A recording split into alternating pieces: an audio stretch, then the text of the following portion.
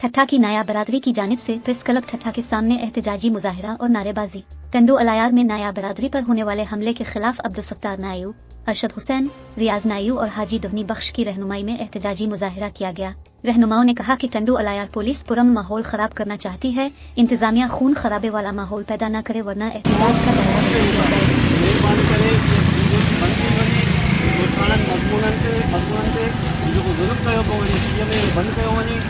Firing कई वही है जैसे नंढड़ा ॿार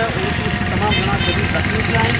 बंद कयो वञे ॿी सूरत में असां रोडनि ते हूंदासीं हुन जो ज़िम्मेवार जेको आहे सिंध गवर्नमेंट हूंदी DIG हैदराबाद हूंदो बरादरी उन्हनि सां कठे आहे सोची सम्झी कदम खयो वञे पुरजोश अपील कंदुसि सिंध गवर्नमेंट सां IG सिंध सां इन ॻाल्हि जो नोटिस वरितो वञे इन ॻाल्हि जो नोटिस वठी करे हक़ जा फ़ैसिला कया वञनि। मेहरबानी करे असांखे फसादात लासानी झगड़नि खां क़ौमी झगड़नि खां बचायो वञे जीअं त असांजी पूरी सिंध खे जीअं तबाह कयो वियो आहे। वरी बि सियासी टोला सियासी जेके मगर मच्छनि उहे कंहिं बि तरीक़े सां असांजे सिंध खे वेड़ाइणु चाहिनि था कतलेआम चाहिनि था उन्हनि खे असां ख़बरदार थियो असांजे क़ौमुनि खे वेड़ायो न हक़ जा फ़ैसिला करियो ऐं कंहिंजी नोटिस वरितो वञे अॼु असां नाया बरादरी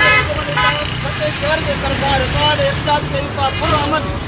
भाईचारे जी अगरि हिनखे अमल न कयो त असां पूरी सिंध जी नाया बरादरी रोडनि ते विढ़ासीं। असां सभिनि खे ख़बरदार कयूं था महिरबानी करे